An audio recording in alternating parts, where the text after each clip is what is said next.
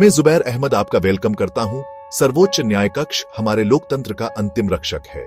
यह है भारत का सर्वोच्च न्याय कक्ष, जिसकी स्थापना 26 जनवरी 1950 को हुई। संविधान की रक्षा और नागरिकों के अधिकारों का पालन ये इसका मुख्य कर्तव्य है। यह न्याय का अंतिम हस्तक्षेपकर्ता और संवैधानिक व्याख्याता है। सर्वोच्च न्यायालय का कार्य सिर्फ फैसले देना नहीं, बल्कि संविधान के सिद्धांतों की रक्षा करना है। यह हमारी आजादी, समानता और कानूनी सुरक्षा का प्रोटेक्टर है। जब भारत 26 जनवरी 1950 को गणराज्य बना, तभी हमारे पास अपना सर्वोच्च न्यायालय भी आया। यह केवल फेडरल कोर्ट या ब्रिटिश प्राइवेसी काउंसिल का स्थानापन्न नहीं था, यह एक नया राष्ट्रीय प्रहरी था। यह इंडियन नागरिकों के लिए आशा और न्याय का प्रतीक है। यह संस्थान निर्भीक होकर, बिना भय या पक्षपात के निर्णय देता है। स्थापना के समय से ही इसे राष्ट्र का विवेक पालक कहा गया। पहली बेंच में एक मुख्य न्यायाधीश और 7 अन्य न्यायाधीश थे। एक छोटे से आरंभ से बड़ी जिम्मेदारी तक, जहां भी अधिकारों का उल्लंघन होता है, नागरिक आखिरी आश्रय के रूप में इस अदालत की ओर देखते हैं। जब कानून संसद और संविधान के सिद्धांतों में टकराव दिखाता है, तो अंतिम निर्णय यही देता है। यह उस न्यायिक संरचना की आधारशिला है जो हर भारतीय के लिए न्याय सुनिश्चित करती है।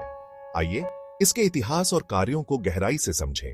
शुरुआती वर्षों में कोर्ट ने बैलेंस और संवैधानिक व्याख्या पर जोर दिया। पहला सत्र संसद के चेंबर ऑफ प्रिंसेस में आयोजित हुआ, एक नम्र शुरुआत। समय के साथ मामलों की संख्या और जटिलता बढ़ी और न्याय की व्याख्या भी विकसित हुई। बेंच का आकार बढ़ा, काम का बोझ और भी चुनौतीपूर्ण हुआ। 1970 के दशक, विशेषकर आपातकाल, न्यायपालिका के लिए सबसे कठिन परीक्षाओं में से एक था। न्यायपालिका और कार्यपालिका के रिश्ते तनाव में आए और स्वतंत्रता पर सवाल उठे। परिणामी वर्षों में अदालत ने अधिक सक्रिय और जागरूक भूमिका अपनाई। संशोधनों और न्यायिक समीक्षा के नए सिद्धांतों ने इसकी भूमिका को परिभाषित किया।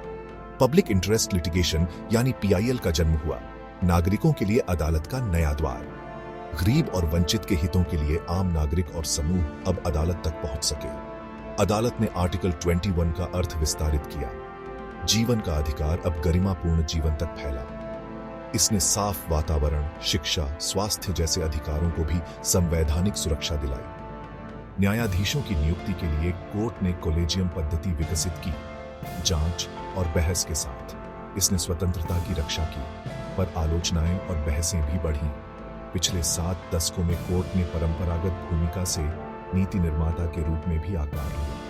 निष्पादन ने समाज के कमजोर वर्गों के लिए वास्तविक बदलाव लाया। कई मामलों में अदालत ने जहां सरकारें असफल दिखीं, वहां कदम उठाकर बदलाव कराया। इसका प्रभाव न्यायालय के आदेशों के क्रियान्वयन में भी दिखा। लोगों का भरोसा और उनकी आवाज अदालत तक पहुंचना इस बदलाव का केंद्र रहा। न्यायपालिका ने अपने आप को आधुनिक चुनौतियों के अनुरूप ढाला।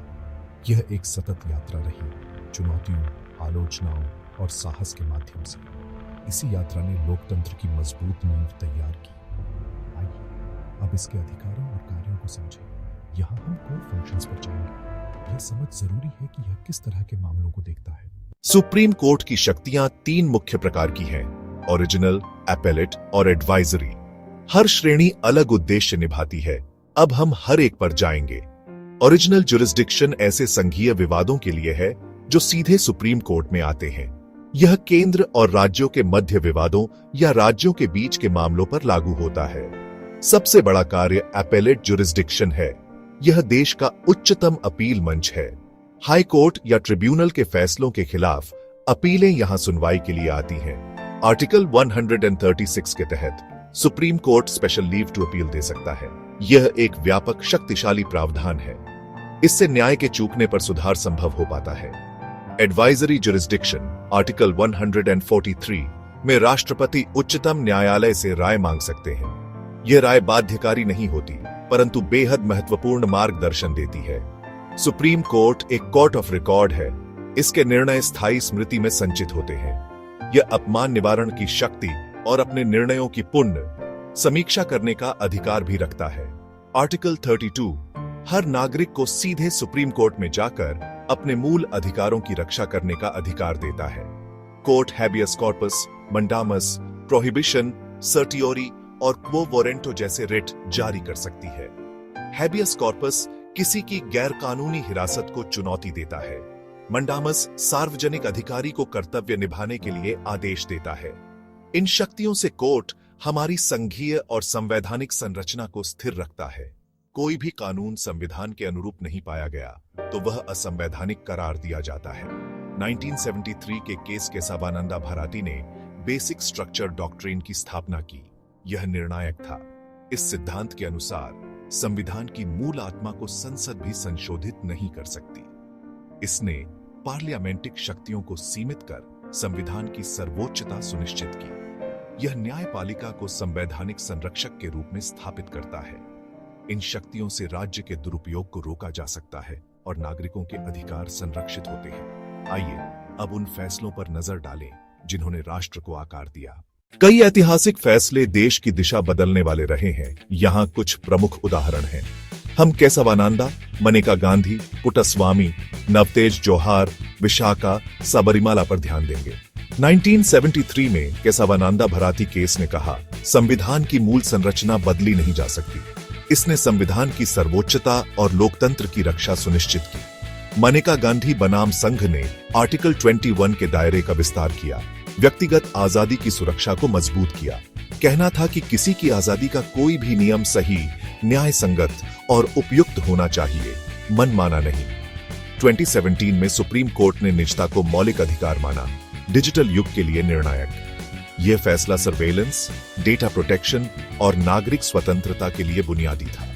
2018 में नवतेज सिंह जोहार केस ने समलैंगिकता को अपराध मानने वाले प्रावधान को घटाया। यह समानता, गरिमा और व्यक्तिगत अधिकारों की बड़ी जीत थी। विशाखा बनाम राजस्थान ने कार्यस्थल पर यौन उत्पीड़न के लिए दिशा निर्देश दिए, कानूनी खामियों को भरते हुए। इसने संस्थागत संरक्षण और शिकायत निवारण के उपाय स्थापित किए। 2018 के फैसले में अदालत ने महिलाओं के मंदिर प्रवेश पर समान अधिकार को पुष्ट किया। यह धार्मिक मामलों में भी समानता के व्यापक सिद्धांत को दर्शाता है।